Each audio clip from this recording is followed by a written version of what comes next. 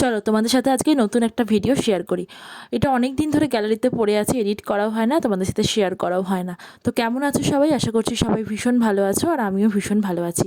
তো এটা একটা পুজোর দিনের ব্লগ তোমাদের সাথে আজকে শেয়ার করব। তো মামা দেখো এখানে ফুল নিয়ে চলে এসেছে, অনেক ফুল পেয়েছিল, তাই মামা বলছিল যে আজকে অনেক ভালো ভালো ফুল পেয়েছি। রাত্রিরে নিয়ে এসেছিলো আগের দিন। আর আগের দিন দুপুরবেলাতেই এরকম গোবর দিয়ে উঠোনটাকে নিকানো হয়, কি বলে গোবর লেপে দেওয়া হয় উঠোনে। তো এটা কাদের বাড়ির নিয়ম আছে জানি না, তবে আমাদের বাড়িতে মানে আমার মামা বাড়িতে করে। এখানে আমি ফুলগুলোকে ঝুলিয়ে রেখেছি যাতে ফুলগুলো খুব ভালো করে ফুটে যায়। তো আগের দিনই বললাম, মামা আগের দিন সন্ধ্যাবেলা নিয়ে এসেছিলো ফুলগুলো।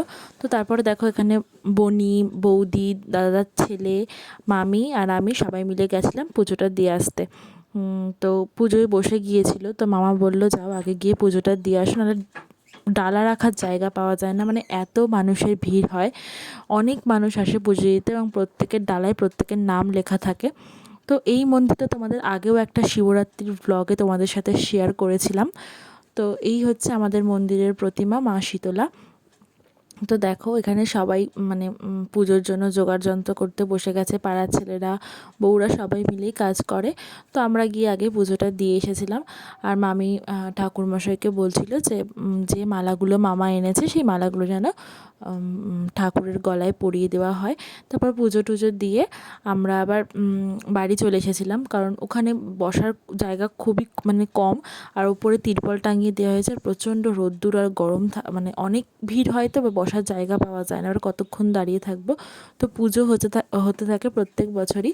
আর এই দিনটাতে আমরা যখন ছোটো ছিলাম তখন স্কুলে মনে হয় পরীক্ষা হতো, আর আমরা তাড়াতাড়ি করে স্কুল থেকে বাড়ি আসতাম যে কতক্ষণে পুজোর ওখানে যাব, তারপর বাড়ি এসে আবার পুজোর ওখানে চলে যেতাম। তখন একটা আলাদাই দিন ছিল। এখনও প্রত্যেকবারই যাই। তো তারপরে মামি এখানে তুলসী মন্দিরে জল, তারপরে চাল, আলু এগুলো সব রেডি করে রাখছিল, কারণ একটু পরেই দিদারা সব মাথায় কুলো নিয়ে, তারপর দিদা আরও সব পাড়ার মামিরা আছে সবাই মাথায়, মানে দিদা একটাই দিদা আছে যিনি মাথায় প্রত্যেক বছর কুলো নিয়ে আসে। তো এটাই আমাদের পাড়ার নিয়ম, এটা সব পাড়ারই হয়তো নিয়ম কিনা জানি না। তো এটা আমাদের পাড়ার নিয়ম যে বাড়ি বাড়ি ঘুরে এরকম চাল, আলু, দক্ষিণা যে যা দেয় আর কি, সেটা নিতে হয়। এরকম পাখা দিয়ে হাওয়া করতে হয়, যেহেতু মা শীতলা হচ্ছে ঠান্ডা, তাই জন্য আর কি আমরা এই দিনকে তো পান্তা ভাত খাই, তো ঠান্ডা খেতে হয় এই দিনকে, আমাদের বাড়িতে নিয়ম আছে। তো এরকম এটা হচ্ছে দাদাদের বাড়িতে গেছিলো, মানে আমার বড় মাসির বাড়িতে গেছিলো, তারপরে পাশের আর একটা বাড়িতে গেছিলো, মানে এরকম পাড়ার বেশ কয়েকটা বাড়িতে যায় হয়। এখন তো ওই দিদার বয়স হয়েছে, তাই হয়তো সব বাড়িতে যেতে পারে না। আগে তো প্রায় অর্ধেক মানে পাড়ার বেশিরভাগ বাড়িতেই যেত, এখন অর্ধেক বাড়িতে যায় আর কি, অনেক বয়স হয়েছে। তারপরে এরকম সিঁদুর খেলা হয়, বেশ মজা লাগে দিনটা। হয়তো একদিনের পুজো, কিন্তু অনেক আনন্দে কাটে, সব পাড়ার বউরা একসাথে হয়, গল্প গুজব করে, আমরা সব যাই, গিয়ে খেলাধুলা করতাম। তারপরে এই দিনটাতে তো পেপসি খেতাম, মনে আছে, মানে খুব মনে পড়ে সেই দিনগুলো। তো যাই হোক, তারপরে এখানে একটা মামি আছে, মামি বলছে কী রে কী করছিস? আমি বললাম ভিডিও করছি। তো বলছে ও ভিডিও করছিস, কই দেখি দেখি। আমি যে তুমি তো এখন দেখতে পারবে না, এটা তো ভিডিও করছি, এটা এডিট করবো তারপরে। বলছে ও আচ্ছা। তারপর বলছে তাহলে আমি দাঁড়াবো? আমি বলছি হ্যাঁ দাঁড়াও, হাই করো। তারপর আবার হাই করলো। আমি বলছি বা মানে এনারা খুব ইনোসেন্ট আর কি, কারণ আমরাই হয়তো লাস্ট জেনারেশান যাদের মা, বাবা, কাকিমা, মামি, মামা এরা সবাই জিজ্ঞাসা করে এটা কী করে করবো, ওটা কী করে করবো। আমরা ওনাদের যুগে তো অ্যান্ড্রয়েড ফোন ছিল না, সবসময় কিপ্যাড ফোন ইউজ করেছে, তাই এতটা এই মানে আধুনিক প্রযুক্তির সাথে ওনারা অতটাও মানে সচ্ছল নয় আর কি। তো তারপর এখানে দিদা বললো দাঁড়া, ভিডিও যখন করছিস মাথায় কুলো নিয়ে নি। দিদা জানে যে আমি ভিডিও করি ইউটিউবে। দিদা বলছে দেখ তোর ইচ্ছাটা আমি কিন্তু পূরণ করে দিলাম, এটাই বলছিল দিদা। তো তারপরে এখানে সবাই আছে, এখানে মামি ওই যা রিচুয়ালস নিয়ম আছে সেগুলো করছে। তোমাদের সবার পাড়া শীতলা পুজোর নিয়ম কি, তোমরাও একটু কমেন্ট করে জানিও, তাহলে আমরাও জানতে পারবো। তো যাই হোক, এখানে সব রিচুয়ালসগুলো কমপ্লিট করার পর এখানে পাখা দিয়ে সব মানে আমাকে, বনিকে সবাইকে হাওয়া করে দিচ্ছে। সবাই আর বলছিল যে ঠান্ডা হও ঠান্ডা হও, রাগ কমাও, এরকম।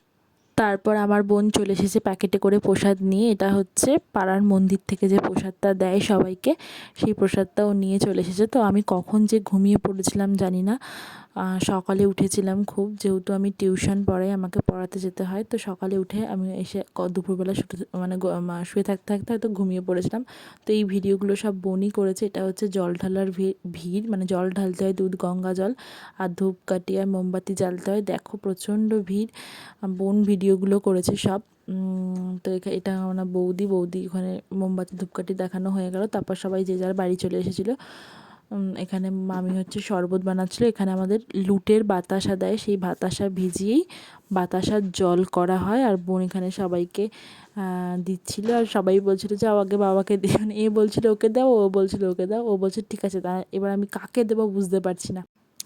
আমার বোনটা সত্যিই খুব ভালো। তোমাদের সাথে ছোট্ট একটা ঘটনা শেয়ার করি। আজকে পাড়ায় মন্দিরে যেহেতু সবাই উপোস করেছে, তো ওখান থেকে রসনা বানিয়ে সবাইকে দিচ্ছিল। তো আমি বাড়িতে ঘুমাচ্ছিলাম বলে ওকে যে গ্লাসটা দিয়েছিল ওটা বাড়ি নিয়ে চলে এসেছিলো। এসে আমাকে ঘুম থেকে তুলে বলছে দিদি ওঠ না, এটা একটু খা না। মানে ও আমাকে দিয়ে তারপর ওর নিজে খেলো, মানে ও যাই করুক না কেন দিয়ে খায়, আর খুব ভালোবাসে। এই জিনিসটা ওর মানে ওইরকম মানুষ আমি খুব কম দেখেছি। তো যাই হোক, ব্লগটা এখানেই শেষ করছি। তোমাদের কেমন লাগলো সেটা কিন্তু কমেন্ট করে জানিও। এখন সব ফল কাটা হচ্ছে, ওরা সবাই খাবে। তো চলো দেখা হচ্ছে নতুন একটা ব্লগে।